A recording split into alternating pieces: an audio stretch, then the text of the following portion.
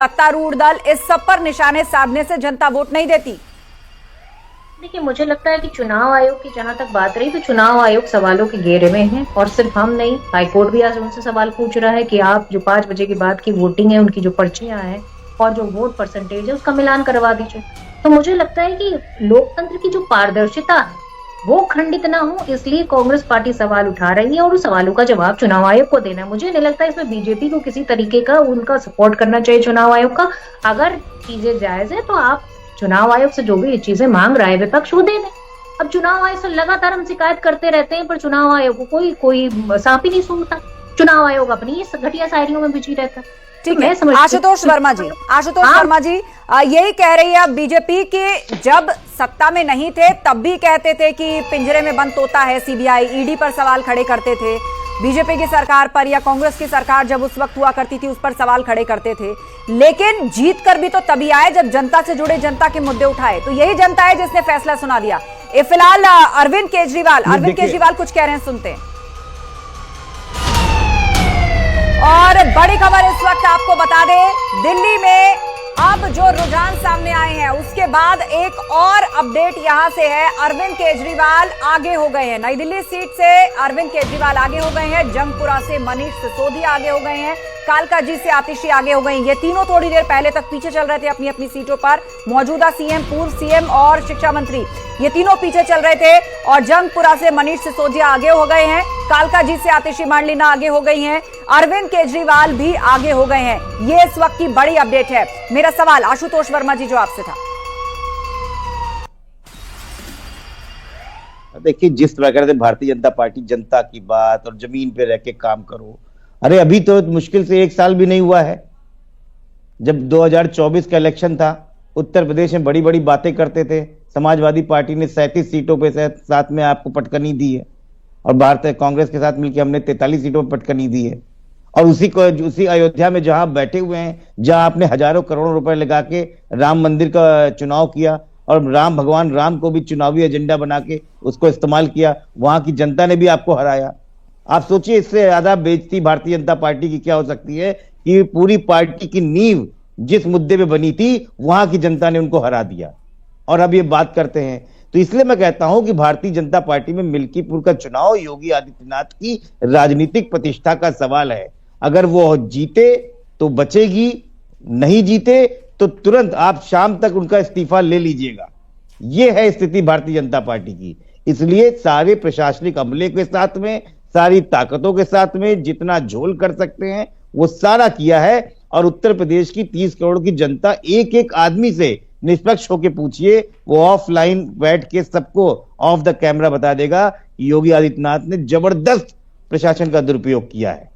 इसमें कोई बड़ी बात नहीं है और जब भी आम चुनाव होगा तो उसका फिर से बदला ले लिया जाएगा। इसलिए आम चुनाव में निष्पक्ष चुनाव होते हैं और भारतीय जनता पार्टी उसमें हार चुकी है। एक सेकंड, आप ये कह रहे हैं कि चुनाव आयोग ने जो है वो पक्षपातपूर्ण व्यवहार किया है, तो यही चुनाव आयोग तो आम चुनाव भी कराता है। आप कह रहे हैं कि आम चुनाव में हम बदला ले लेंगे, वहां चुनाव आयोग सही हो गया, विधानसभा में गलत हो गया, उपचुनाव में वो गलत हो गया। एक मिनट एंकर महोदय, अपने शब्द मेरे मुंह में डालिए। नहीं, मैं मुंह में नहीं डाल रही हूँ, जो आपने कहा मैं उसको रिपीट कर रही हूँ। नहीं, आपने कहा आम चुनाव में बदला लेंगे, आम चुनाव में सब सही होता है, तो वही चुनाव आयोग तो आम चुनाव भी कराता है। अरे भाई मैडम मैंने चुनाव आयोग का नाम ही नहीं लिया, जरा रिवाइंड करके दिखाइए। तो और कौन चुनाव कराता है मुझे बताइए?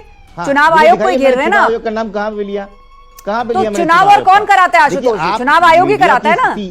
मीडिया आप उसी को कफन पहना रहे थे ना, सुनिए, उसी का पिंडदान कर रहे थे। नहीं, वो अलग बात है। मैं जो बात नहीं, वो अलग बात है। अलग कैसे है मुझे बताइए। आप चुनावी सिस्टम पे सवाल खड़ा कर रहे हैं तो बताइए किसको घेर रहे हैं आप? देखिए आपकी स्थिति जानती है आपको झुकने के लिए क्या है और आप रेंगने लग रही हैं। एक सेकंड, मीडिया को मत घेरिए, मीडिया को मत घेरिए। जो जनता ने फैसला सुनाया है उस पर जवाब दीजिए। ठीक है, मैं लौटूंगी आपके पास, लेकिन मिल्कीपुर का अपडेट हम दे देते हैं अपने दर्शकों को। मिल्कीपुर में 4 राउंड की काउंटिंग पूरी हो चुकी है और बीजेपी को बम्पर बढ़त मिली है। 12,000 वोटों से चंद्रभानु पासवान फिलहाल आगे चल रहे हैं। 4 राउंड की काउंटिंग पूरी हो चुकी है मिल्कीपुर के अंदर। यह इस वक्त की बड़ी अपडेट है।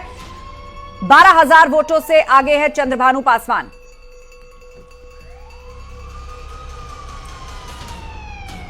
निमिष गोस्वामी का रुख करेंगे, हमारे सहयोगी जुड़ गए। निमिष, क्या अपडेट आप देना चाहेंगे वहां से? 4 राउंड की काउंटिंग पूरी हो चुकी है।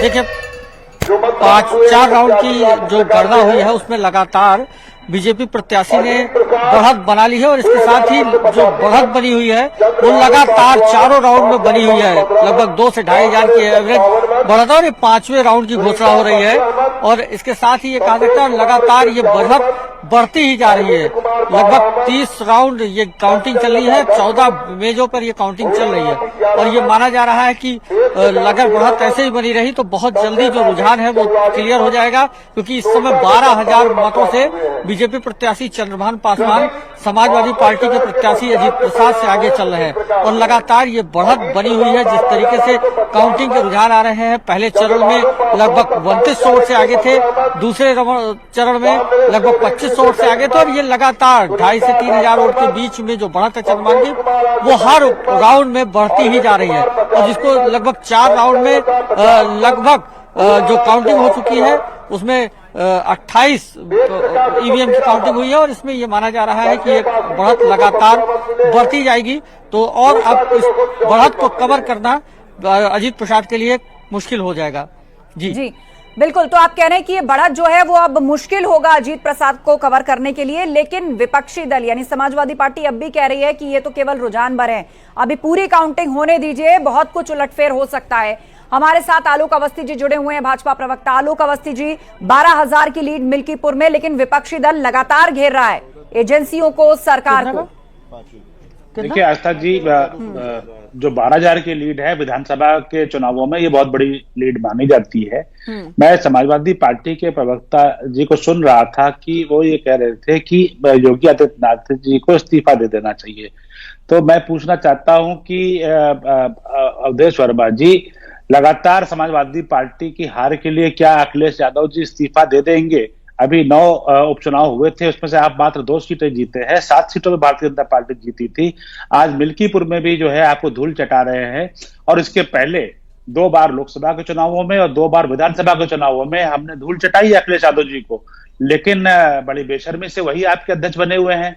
आप बड़ी हास्यास्पद स्थिति पैदा करते हैं कि आप योगी आदित्यनाथ जी को तो इस्तीफा मांग रहे हैं 1 सीट के आधार पे और उसमें भी हम जीत रहे हैं। तो ये झूठे नैरेटिव के आधार पर आप 2024 के इलेक्शन में कुछ सीटें पा गए, लेकिन जनता जानती है कि आपका जंगल राज, जिस तरीके से गुंडागर्दी और आतंकवादियों के समर्थन में आप खड़े होते थे, हर जिले में दंगे होते थे, वो जनता उस राज को नहीं चाहती है। आज महिलाएं उत्तर प्रदेश के अंदर सुरक्षित महसूस करती हैं। एक झूठे नैरेटिव के आधार पर एक चुनाव जीतना और आज के तारीख में आपकी जो स्थिति है वो स्पष्ट दिखाई पड़ रही है। बताइए अखिलेश यादव कब इस्तीफा देंगे? ठीक है, प्रियंका गुप्ता जी। मुझे लगता है कि जहां तक बात है फेलियर्स की, तो अपनी फेलियर्स को मानना चाहिए। जिस तरह से कुंभ में जो आयोजन किया गया वो एक सवालिया निशान है कि आज तक आप उस पर सफाई नहीं दे पाए हैं और उसके लिए आपको शर्मिंदगी होनी चाहिए, क्योंकि जब आप एक तरफ कहते हैं कि आप 100 करोड़ लोगों का इंतजाम कर रहे हैं तो आप जो है जी, आप इस डिबेट को कुंभ पर लेकर जा रही हैं। ये मुद्दा मिल्कीपुर में खूब उठाया गया है, जिस वक्त भगदड़ हुई थी वहां पर चुनाव चल रहे थे, खूब उठाया गया है, पर ये जनता का ही फैसला है ना जो फिलहाल स्क्रीन पे है। 12,000 की लीड है। देखिए, मुझे लगता है कि जनता का फैसला आने में भी देर है, तो मुझे लगता है कि उस पर थोड़ा सा कंट्रोल भी रखना चाहिए।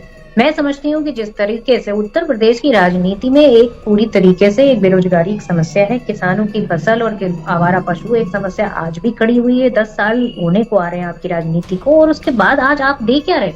आप कहते हैं कि आप लोगों को इजराइल भेज देते हैं, उस पर अपनी पीठ थपथपा लेते हैं। जब जेल में बंद के लोग वापस आते हैं तब उस पर आपका मुंह नहीं खुलता। रुपया जो है रसातल में पहुंचता चला जा रहा है, 78 को पार करता चला जा रहा है। एक समय था जब आप कहा करते थे कि भैया जो रुपया गिरता है जिस देश का, उसकी साख और प्रतिष्ठा उस सरकार का भ्रष्टाचार होता है। तो मैं समझती हूँ आज अपनी सरकार पर आप मुंह नहीं खोल पा रहे। आपसे जब पूछा जाता है कि चाइना में लोग एंट्री चाइना हमारे जो है बॉर्डर में घुसा हुआ है, तो आप कहते हैं नहीं कोई घुसा हुआ नहीं। अरे भैया आप कहीं तो स्टैंड करिए। मैं समझती हूँ कि जनता पूरी तरीके से बेरोजगारी से त्रस्त है और इसी का नतीजा आलोक अवस्थी जी चुनाव में देखा। आलोक अवस्थी जी, देखिए कांग्रेस को अपने नेता के पर ध्यान देना चाहिए कि वह क्यों लगातार हार रहा है। पूरे जब से राहुल गांधी जी कांग्रेस के नेता बने हैं उसके बाद से जितने भी चुनाव हुए हैं 80% चुनावों में कांग्रेस हारी है।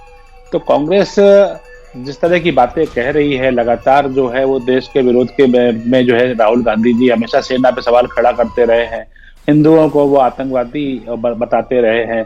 देश के बाहर जब जाते हैं राहुल गांधी जी तो देश की बदनामी करते हैं।